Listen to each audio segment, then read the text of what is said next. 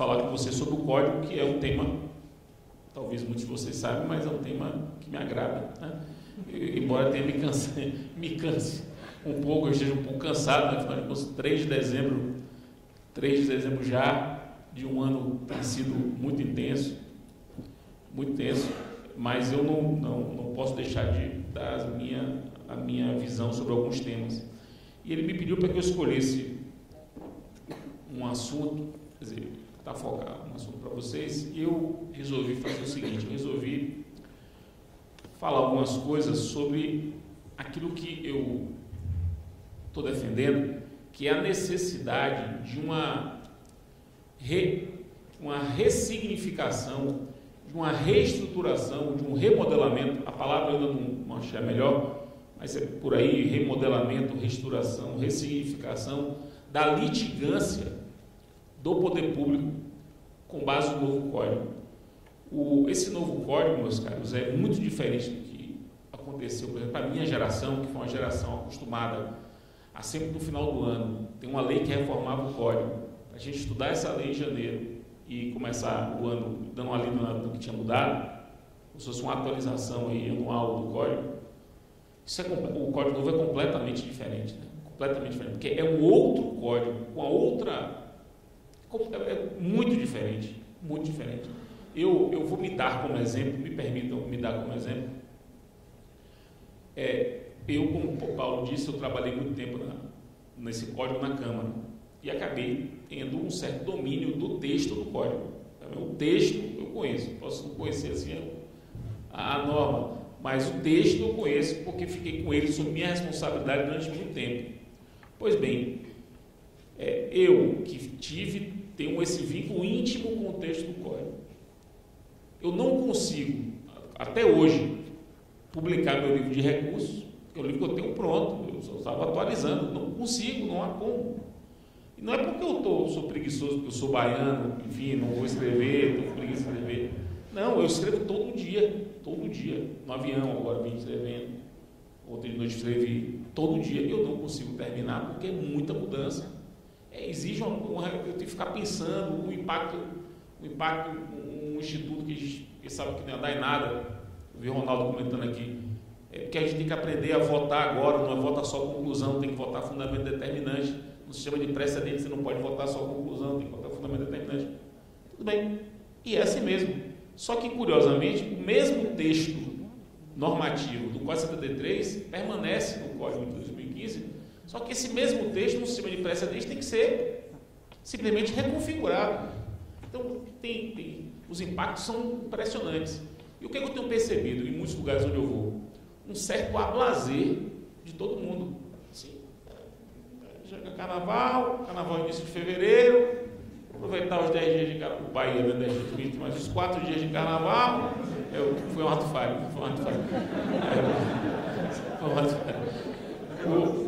Oficializou, talvez tenha sido por isso que agora oficializou, né? Para quem não se interessa, o período momesco de Salvador vai do sábado anterior ao carnaval até a quarta-feira de cinza. E aí também se aproveita em bola, já, né? Pega os outros 2 dias aí, já fica em 3 fins de semana em Salvador. Portanto, 14 dias, 15 dias, né?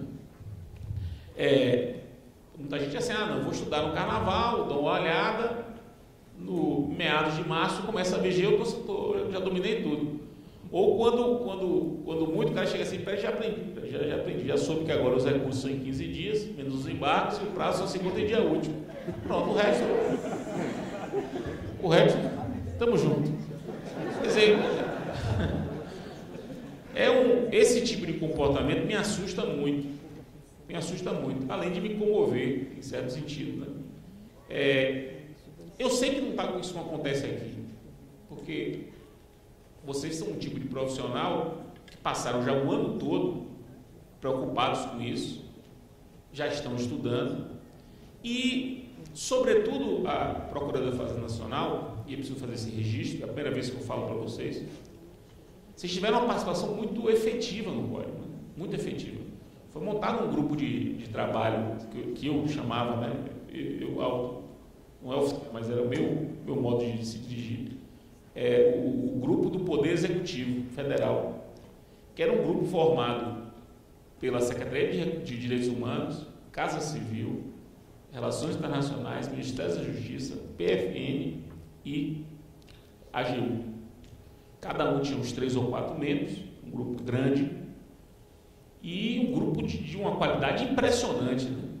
Desde a primeira vez que eu tive, selecionar realmente pessoas muito gabaritadas e que fizeram excelentes contribuições. Eu não estou falando aqui da boca para fora, porque isso é facilmente constatável. Você sabe as sugestões que fizeram e sabe que estão no código muita coisa.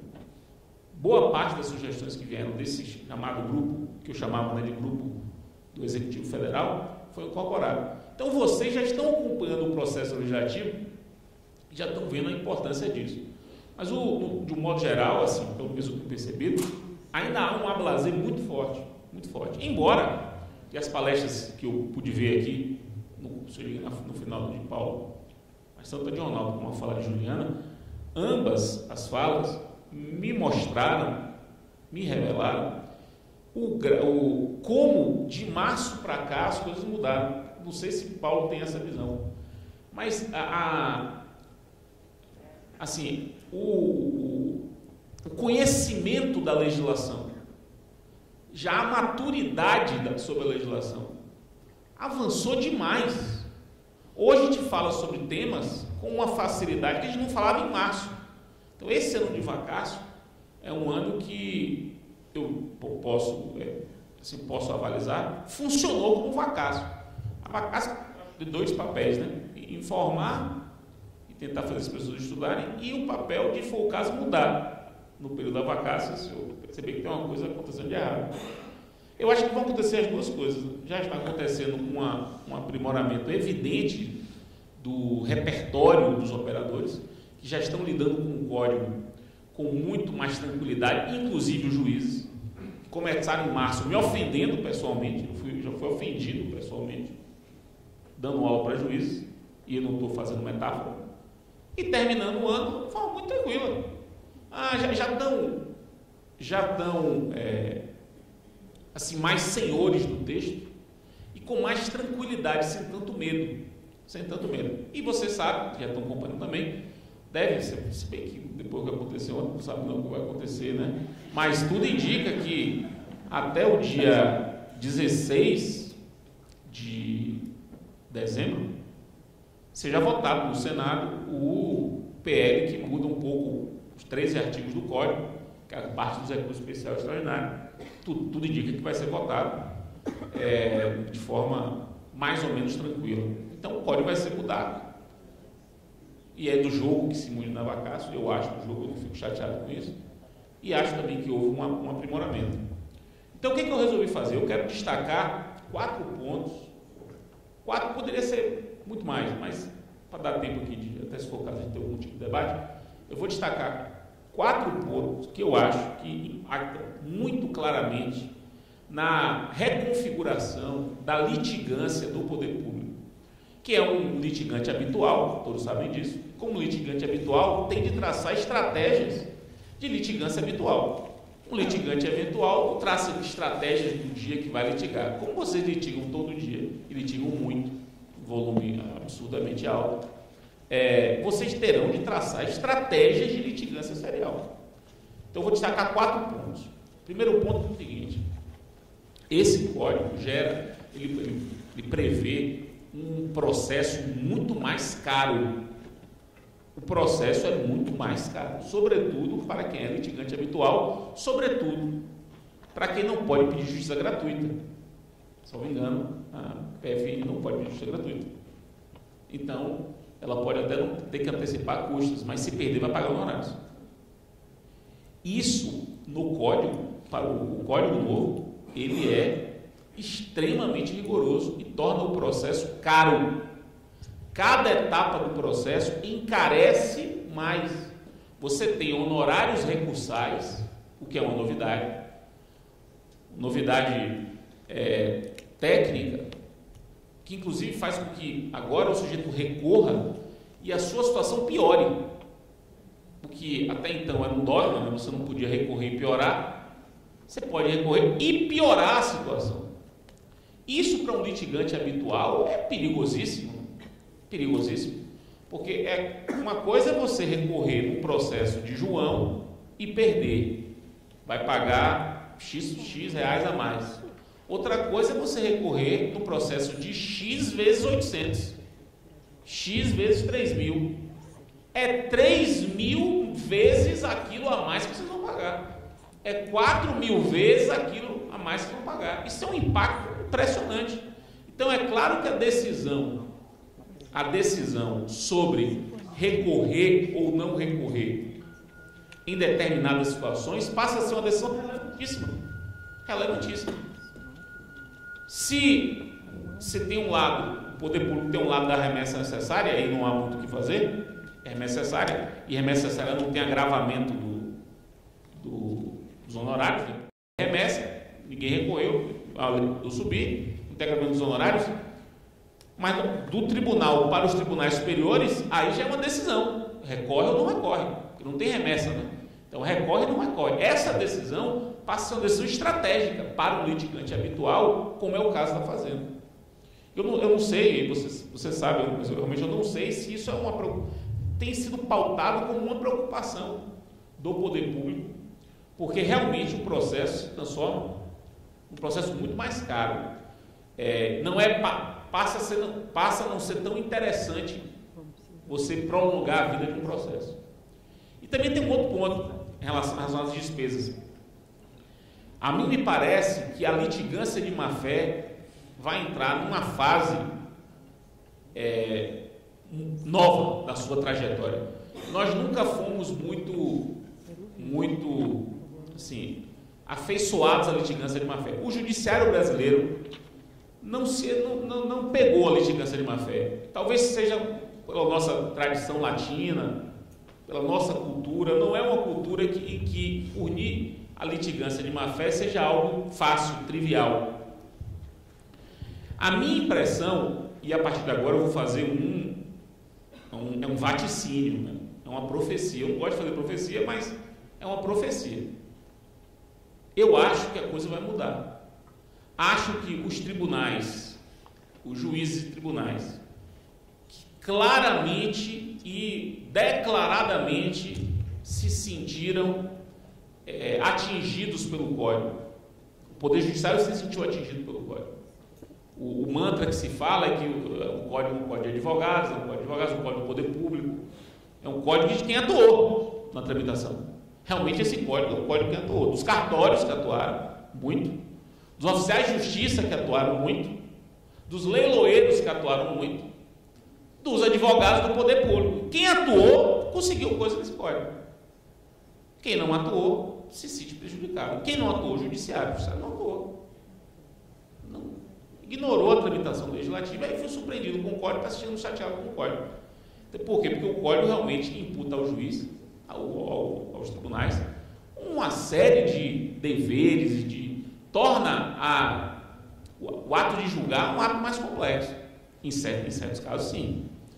Então, qual é a minha profecia? A minha profecia é de que a litigância de má-fé vai ser valorizada como instituto e qualquer litigância contra precedente obrigatório sem demonstração de distinção ou necessidade de superação, para mim, vai ser litigância de má-fé, que está mais cara, quer dizer, mais pesada no código. O código pesa a mão na litigância de má-fé, o que vai fazer com que litigantes habituais, como é o caso da PFM, se continuarem, permanecerem em postulações sem fundamento, postulações contra precedente obrigatório, postulações que não inovem, só façam o processo prolongar, vão ser apenados por litigância de má-fé, o que não é comum você ver o poder público apenado por litigância de má-fé. Eu falo poder público porque estamos falando do poder público aqui, mas na verdade se aplica a qualquer litigante habitual. Não é comum. Semana retrasada eu estava no Supremo conversando com os funcionários do Supremo e falei sobre isso. E eles me disseram assim, eles ficam transtornados, né? Porque eles ficam lá com aquele trabalho desumano. E eles disseram, Fred, tem um escritório de São Paulo, que a gente já sabe, até botou no nosso índex, que teve um dia que ele trocou 800 recursos extraordinários, todos para discutir matéria infraconstitucional. Entrou. Aí eu fiz, o que é que isso deve estar acontecendo com esse escritório aí? É para o mesmo cliente. Ele deve ganhar por peça. Mas deve ganhar por peça, ele inventa um recurso, entra com um recurso. 800 é 800 vezes qualquer coisa que ele ganha lá, que eu não sei quanto é. Um recurso talvez não valesse nada, mas 800. Já é uma 800 vezes alguma coisa, pode dar algum dinheirinho. Numa situação como essa, que é um ato irresponsável, ele não tem prejuízo nenhum, ele só ganha. Porque o Supremo não costuma punir por litigância de má-fé. Numa situação como essa. Eu acho que isso não vai acontecer com o Código em vigor. Me parece que é muito clara a postura. Vai ter situação assim, vai punir por litigância de má-fé vezes 800. E vai tomar essa chapulatada sem estar preparado para isso. Então é um alerta, não é um alerta, né? É uma impressão que eu tenho de que é preciso ver o custo do processo também por essa perspectiva da litigância de má-fé, que vem com força. O meu modo de ver, pode ser que eu esteja errado, mas no meu modo de ver, vem com força. Então esse é o primeiro ponto. O segundo ponto que eu gostaria de destacar, eu não sei se isso para a PFN ela será tão impactante. Aí vocês vão me dizer mais do que eu. Certamente para o poder público vai ser. Agora, se especificamente para a PFN vai ser, é uma coisa para a gente refletir. Que é a questão da estabilização da tutela antecipada. A estabilização da tutela antecipada está no artigo 304 do Código. Não sei se vai colocar aí, mas o 304 quer dizer, esse instituto da estabilização é um dos mais complexos do novo Código. Porque é um instituto que vai começar a viger em março, sobre o qual não há doutrina. Então vai ser um terror, assim, a princípio, né? Você não tem doutrina. Então já dá uma insegurança. O que já se escreveu sobre o assunto neste ano é muito pouco. Pouca gente escreveu. Então, claro que tem gente que escreveu. Eu mesmo escrevi. Mas é pouco. Não tem um volume que gere uma certa tranquilidade doutrinária para o negócio começar a vigiar a partir de meados de março. E ele tem um impacto, esse instituto, assim, evidente na advocacia pública, porque vocês são litigantes habituais. O que é a estabilização? Se o sujeito, o autor, pede uma tutela provisória satisfativa, de urgência, pede uma tutela provisória satisfativa de urgência, obtém a decisão, e o réu não recorre, não agrava no caso, a decisão se estabiliza, ou para ser mais preciso, os efeitos da decisão, na minha visão, os efeitos da decisão se estabilizam e o processo termina. Perceba, meus caros, o processo termina. Não agravou, caiu, acabou o processo. Acabou, não vai ter que fazer mais nada. Teve uma liminar, não agravou, o processo termina. O processo é encerrado, sem decisão de mérito, não houve julgamento. O processo é encerrado, mas aquela liminar continua produzindo efeitos. E durante 2 anos, se nem autor, nem réu pleitearem a revisão da decisão, a anulação da decisão, a reforma da decisão, se autor nem réu ficarem 2 anos sem pleitear, aquela decisão, ou melhor, os efeitos daquela decisão se perpetuam. Isso não é coisa julgada, porque você não teve nada julgado aí. Perceba que nada foi julgado. Não teve julgamento. Na verdade, nem pedido de tutela final teve ainda. Agora, os efeitos daquela decisão se estabilizam. Então, um exemplo de poder público, embora não seja com vocês. Fornecimento de medicamento. Mandou entregar o medicamento. O poder público não agrava, termina o processo e o medicamento fica tendo que ser entregue.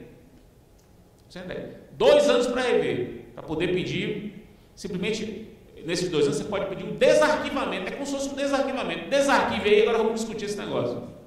Eu quero a coisa julgada. 2 anos. Depois, estabiliza a concessão do remédio.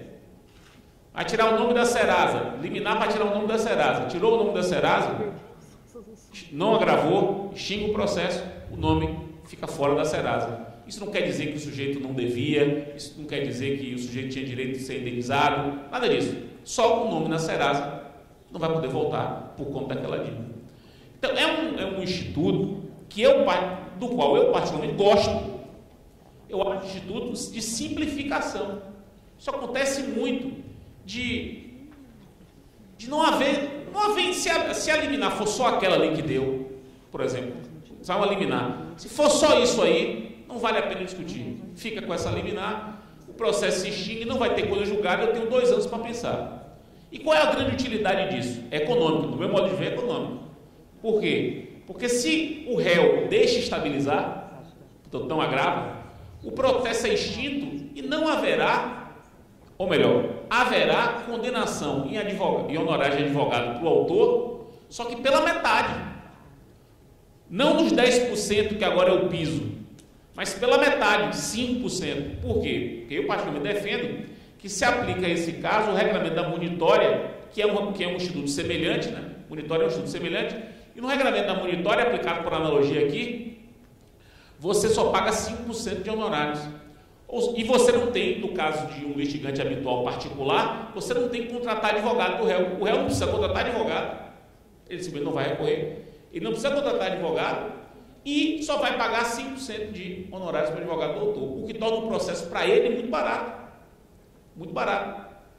Ou melhor, muito mais barato do que ele teria se tivesse que contestar, contratando advogado, tivesse que recorrer, ia pagar no mínimo 10% de honorários para o advogado da outra parte, e ainda tem que pagar os honorários do seu advogado.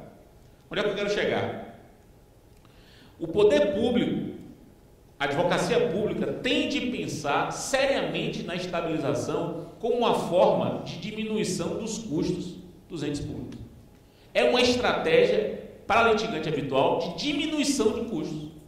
Porque pode, se bem utilizada a estabilização, pelo menos no início, para alguns casos já definidos previamente, o poder público vai pagar menos honorários advocatícios, porque aí vai ser metade do piso do poder público, que não é 10%, porque aí vai entrar nas faixas, né? Então vai ser metade das faixas do poder público, o que já é um impacto significativo, e também não vai ter o gasto interno da administração com rodar o processo, que administrar um processo é caro. Administrar um processo é algo que se gasta dinheiro. É menos um processo a ser administrado. Então eu quero muito destacar isso, porque é algo que eu não estou vendo o poder público atento. Ou quando está atento, é atento a dizer, não, agora eu vou agravar de tudo. Já vi uma amiga minha que é procuradora do Estado, disse assim, agora eu vou agravar de tudo. Para mim, isso é totalmente o contrário do que diz, do que deveria ser. Você vai agravar se for interessante agravar, não é de tudo. Porque às vezes para o poder público não é interessante agravar. Eu vou dar um exemplo aqui de ente privado, e aí vocês têm que adaptar, porque é um exemplo que eu vivo. Eu sou coordenador de uma faculdade privada, diretor acadêmico de uma faculdade privada. Todo início de semestre a gente recebe mandado de segurança de gente que fez o vestibular, mas sem concluir o ensino médio, e passou no vestibular sem concluir o ensino médio. Quer se matricular na faculdade? Não pode, porque o Ministério da Educação proíbe. A gente não pode matricular, mas ele quer se matricular porque passou no vestibular. Eu não posso matricular, ele entra na justiça, pede uma liminar e o juiz dá. Manda matricular. O que é a faculdade? Ah, é para matricular? Tá bom, matricula. A gente não pode fazer isso. A gente não pode fazer isso assim, autonomamente. Mas se o juiz manda, matricula. Para que eu vou ter que agravar, contratar o advogado para a faculdade, para me defender? Para a gente é indiferente. Se não tiver fraude, se não for uma sacanagem, porque às vezes tem fraude, né? Fraude total, o cara é ProUni, fraude de ProUni mesmo. Eu imagino que você deve se preocupar com isso, porque é muito fácil fraudar ProUni. Acontece demais, e a gente lá na faculdade é muito rigoroso com isso.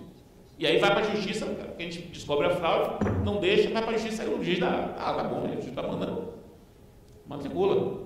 Para que a gente vai recorrer?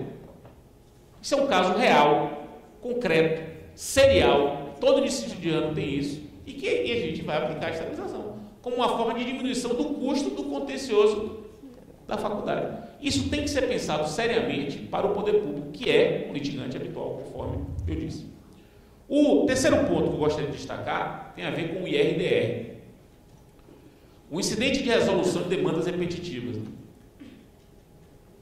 que é um dos institutos novos do Código.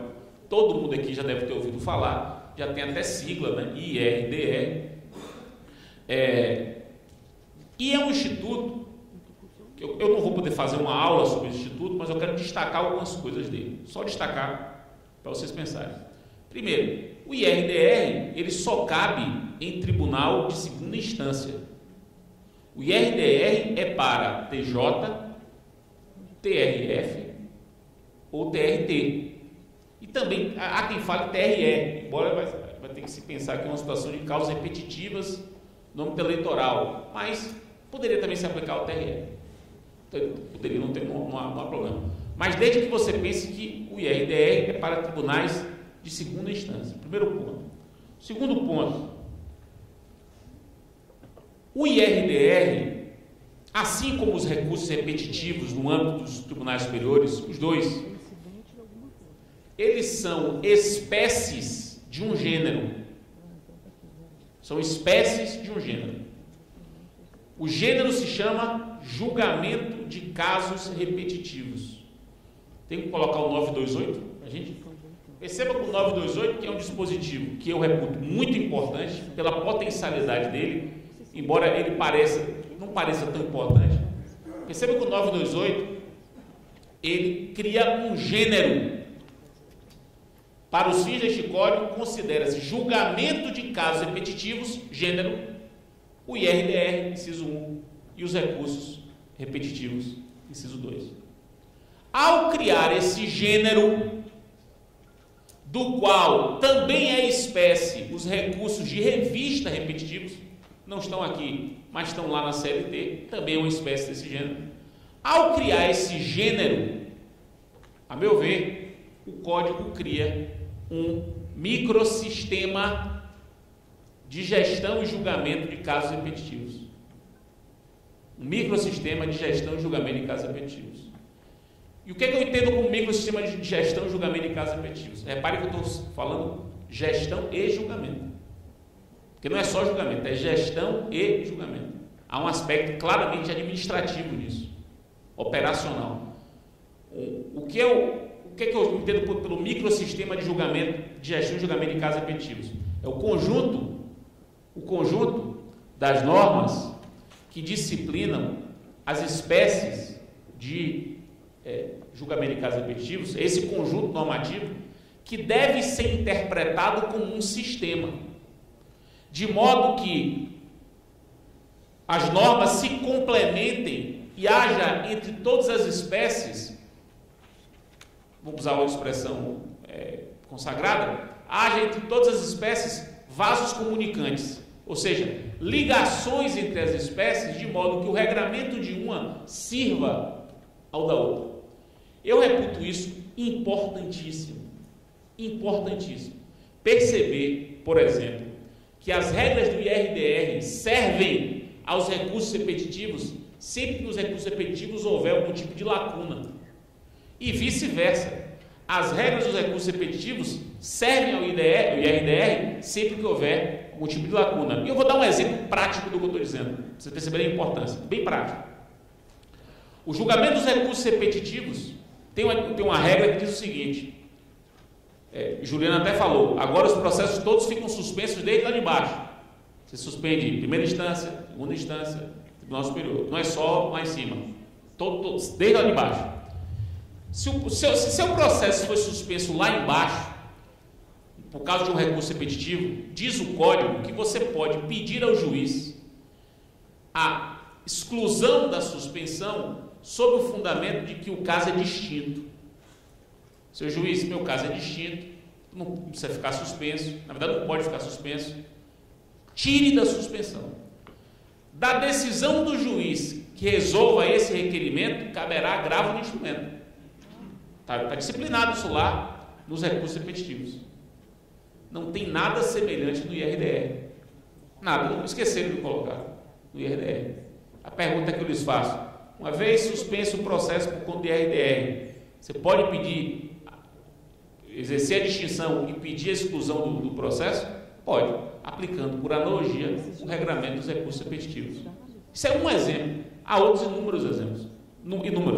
Exemplos em que você vai buscar no IRDR solução para problemas práticos do recursos repetitivos e vai buscar nos recursos repetitivos solução para problemas práticos do IRDR. E vejam, está acontecendo agora no Senado.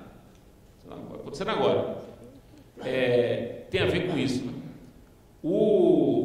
Na proposta, nesse PL que vai mudar o código, que foi um PL feito no âmbito do Supremo, a proposta veio dizendo para tirar a regra que presume a repercussão geral nos casos de julgamento em casos repetitivos.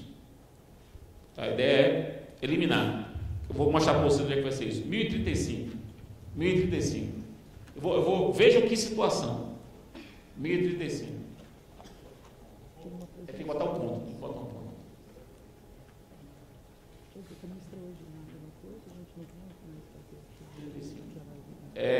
Parágrafo 3º. Perceba ali, ó, o parágrafo 3º, ele prevê 3 casos de presunção absoluta de repercussão geral. 3 casos. A ideia, o PL, quem já examinou, vai ver que revoga o inciso 2. Revoga o inciso 2. Deixa de haver presunção de repercussão geral nos casos, no julgamento de casos repetitivos. Tira. Não, se não tirar essa repercussão geral. Foi até uma luta, eu lutei muito por isso, porque lutei muito para evitar isso, que a versão original era para revogar o parágrafo 3º inteiro. Aí eu consegui que revogasse só o inciso 2, mas eu avisei, tem que revogar o inciso 2 e o parágrafo 1º do 987. Olha o parágrafo 1º do 987. 987, está lá no IRDR. 987 é IRDR. Parágrafo 1º. O recurso tem efeito suspensivo presumindo-se a repercussão geral. Perceba que a presunção da repercussão geral estava prevista em 2 lugares. Em 2 lugares. Eles tiraram lá, eu avisei que tinha que tirar aqui no parágrafo 1º também, não tiraram. O que é que vai adiantar? Nada. Porque as pessoas não estão percebendo isso. Há entre os regimes dos repetitivos e do IRDR um sistema de normas que se comunicam, um sistema de gestão e julgamento em casos repetitivos. E a terceira coisa que eu quero falar sobre IRDR é a seguinte, rapidinho, Paulo, é aqui de Brasília, deve ser o seguinte. A terceira coisa que eu quero falar é o seguinte, olha só, aqui é a minha visão, que é polêmica, mas já quero deixar registrado.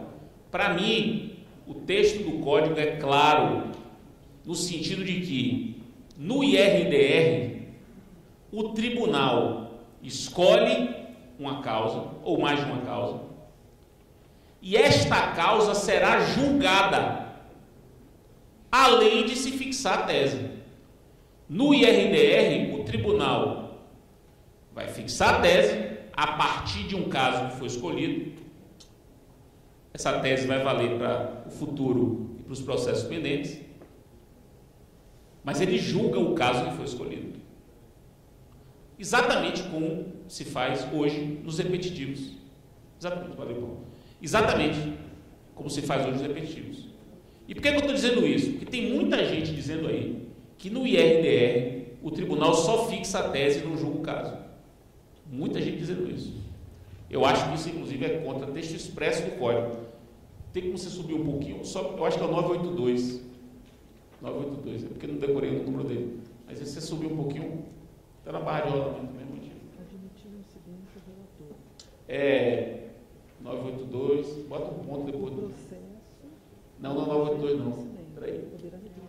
Será que é o 983? Desça um pouquinho. Mais um pouquinho. Mais um pouquinho.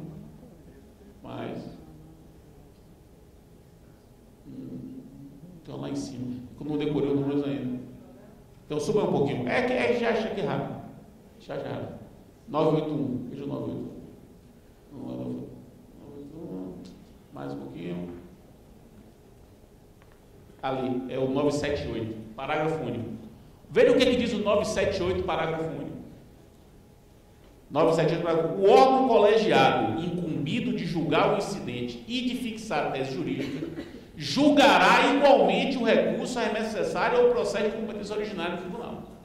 Isso me parece evidente, que ele tem de julgar o caso e fixar a tese. Tem gente dizendo que não, que ele só vai fixar a tese sem julgar o caso. Então, eu quero deixar isso claro, até porque, para mim, eu só acredito no sistema brasileiro de precedentes racional se os precedentes surgem de casos. Veja o que a Juliana falou, que é um negócio muito sério e grave. Ela disse, quantas vezes a discussão começa a partir de um caso e termina com outra coisa. Porque aí começa para resolver um caso e termina legislando. Meus caros, eu sou totalmente... Eu não discuto que precedente é norma, que é eficácia normativa, que há criatividade na jurisdição. Eu não discuto isso e eu sempre pensei nisso, falo isso desde sempre. Isso para mim não é nem novidade. Agora, a jurisdição, ela só pode reconstruir a norma a partir de um caso. Essa que é a diferença da jurisdição para a legislação. O legislador, ele pode construir projetos normativos independente de casos. Ele especula, legisla. O julgador não. Ele só pode construir projetos normativos, como o precedente a partir de casos. Então, todo precedente, formalmente, todo precedente obrigatório, construído a partir de RDR, nasce de um caso. É aquele caso, com aquelas peculiaridades, que vai ser examinado e dele se vai extrair uma tese jurídica aplicável a casos outros semelhantes. Agora, no TRT, estava discutindo com os desembargadores do trabalho, estávamos dizendo o seguinte, estavam lá para fixar uma tese, uma uniformização de jurisprudência, e a tese envolvia contratação de trabalhador por município, sem concurso público. Havia centenas de processos discutindo isso, era esse o problema. Aí o desembargador fez assim, já que estamos discutindo isso, vamos discutir a questão dos ex-funcionário anterior a 88, FGTS. Não pode. Porque aí você está legislando, você está decidindo, você está fixando precedente sem caso. Não pode, isso para mim é muito sério. Eu suponho que aconteça. Porque aí é a vontade de legislar. Aí é extrapolar. Aí eu concordo totalmente com as críticas de quem acha que é inconstitucional. Se aplicado assim, é inconstitucional. Se compreendido que o tribunal pode pegar um caso e usar o caso como pretexto para legislar, aí não dá. Aí não vai. Por isso que eu sou totalmente contrário à revogação de um dispositivo que está no artigo, no código, que o Supremo quer revogar na SPL, que é o dispositivo que diz assim, nos recursos repetitivos, o Supremo e o STJ não podem julgar além da tese que foi afetada. Vai afetar essa tese e vão ter que julgar aquela tese. Tem um dispositivo no código dizendo isso. Se não me engano é o 1037. 1037. Vou mostrar para vocês. 1037. Mais uma. Eu vejo o parágrafo 2º. É vedado ao órgão colegiado decidir, para fins do 1040, questão não delimitada na decisão de afetação. Eles estão querendo revogar isso aqui. Sou totalmente contrário, porque isso aqui é que para mim, torna legítimo o sistema de precedentes no Brasil. Por incrível que pareça, dispositivo despretensioso, mas ele está relacionado a um sistema em que se reconhece a jurisdição, a capacidade de fazer um projeto normativo para casos futuros a partir de um caso concreto. Pois bem, para terminar minha exposição, o quarto ponto, que eu disse que ia falar 4 pontos, né? O quarto ponto que eu deixei por último, talvez seja o mais polêmico, e parece que ninguém falou sobre isso aqui, que é o problema da autocomposição. Esse código é um código que tem diversos pilares. Já se falou aqui nos casos repetitivos, precedentes. Um dos pilares desse código, pilar já apresentado no parágrafo 2º do artigo 3º do código, está lá no artigo 3º do código, embaixo do caput, que fala da inafastabilidade da jurisdição, para deixar isso bem claro. O parágrafo 2º do artigo 3º diz que é prioritária a solução por autocomposição. A solução consensual, ela é prioritária. O Estado promoverá, sempre que possível, a solução consensual dos conflitos.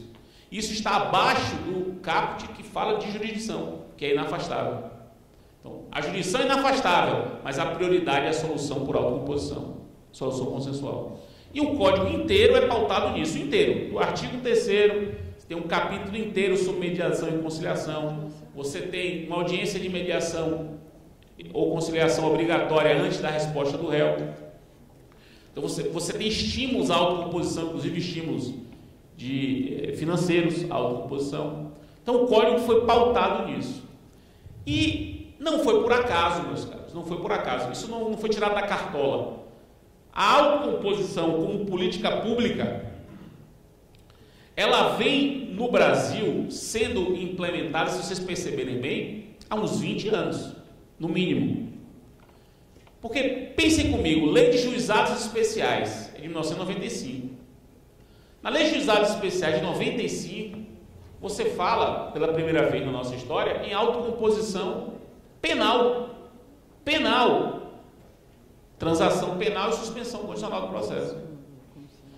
Até o processo penal, que até então era visto como completamente contrário a manifestações de vontade, tem negociação. Aí pula 20 anos, de lá para cá nós temos acordo de leniência, nós temos colaboração premiada, nós temos a resolução 125 do CNJ, nós temos o CPC, nós temos a lei 13.140,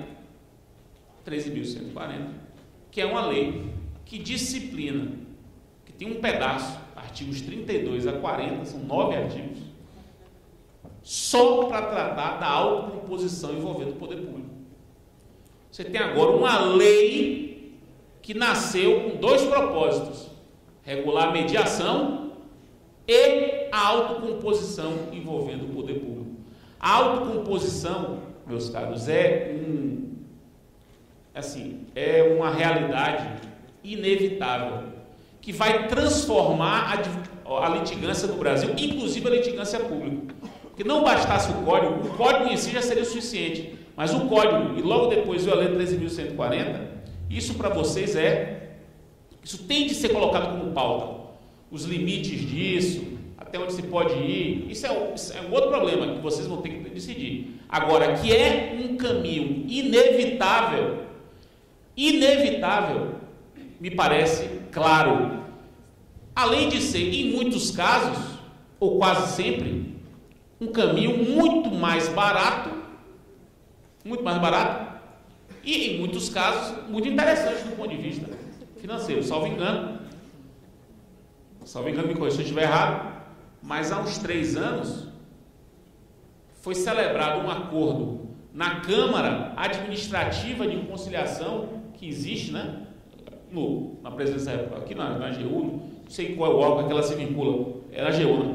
Na Câmara de Conciliação Federal foi celebrado o acordo com o ex-senador Luiz Estevam, que vai pagar 500 milhões de reais ao poder público. 500 milhões de reais, 50 milhões por ano em 10 anos.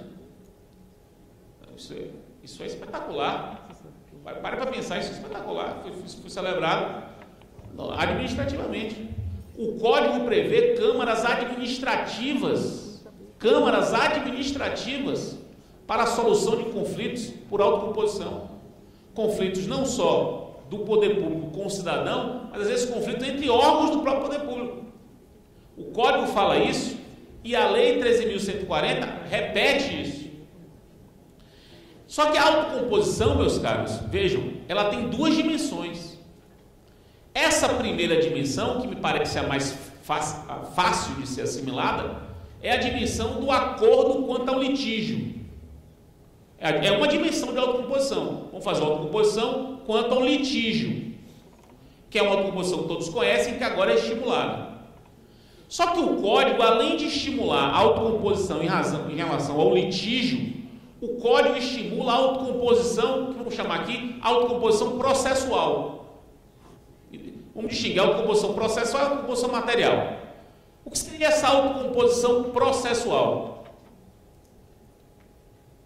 As partes poderem, por autocomposição, definir as regras do processo.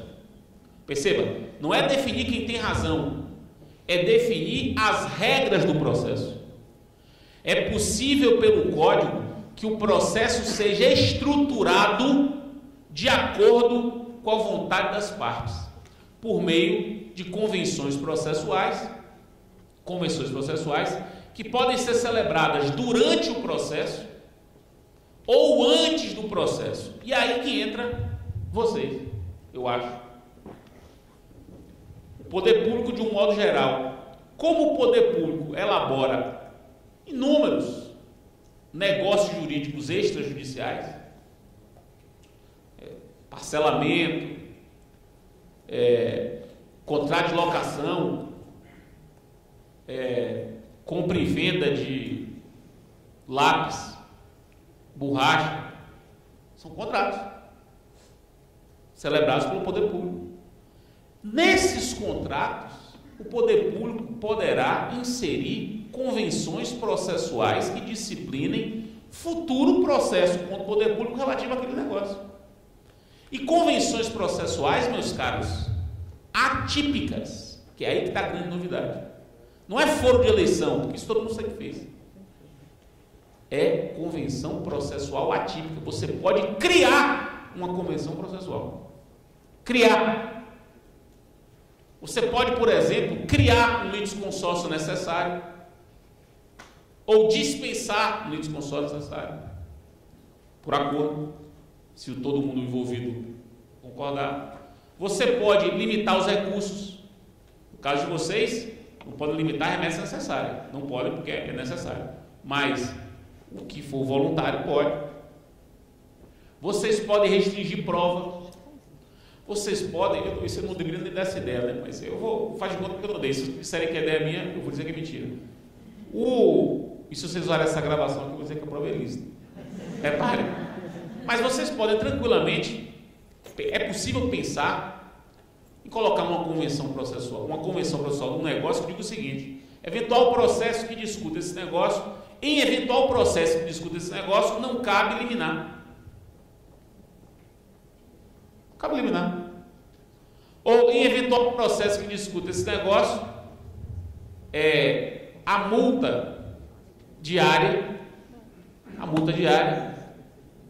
só vai ser executada pelo beneficiário até certo valor.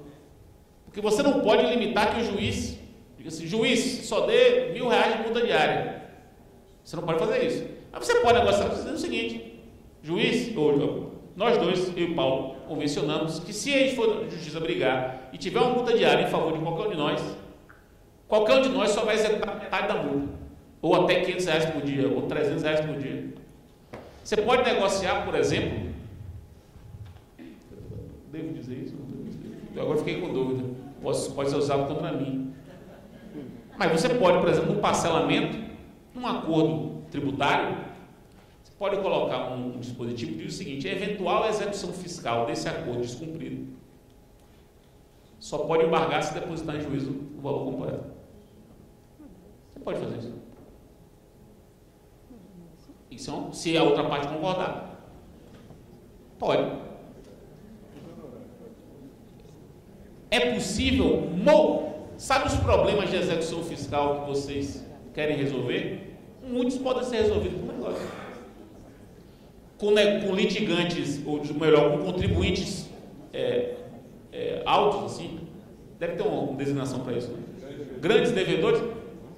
Para grandes devedores, portanto, com quem o relacionamento é diário e institucional, é possível celebrar termos, convênios, convenções que vão disciplinar eventuais execuções fiscais contra ele. Eu não tenho dúvida nenhuma disso. Nenhuma. Isso é um caminho a ser trilhado. Agora, depende do quê? Depende de uma opção política por isso, né? Vamos fazer isso. Achamos que isso é bom. E sentar, estudar e ter criatividade de pensar que convenções processuais seriam válidas, né? Porque também não pode fazer qualquer coisa. Que convenções processuais seriam válidas e interessantes. Eu acho isso inevitável. Acho, inclusive, que a convenção processual para o poder público vai ter uma utilidade tão grande, se não maior, do que para os entes particulares. Porque o poder público é um litigante habitual.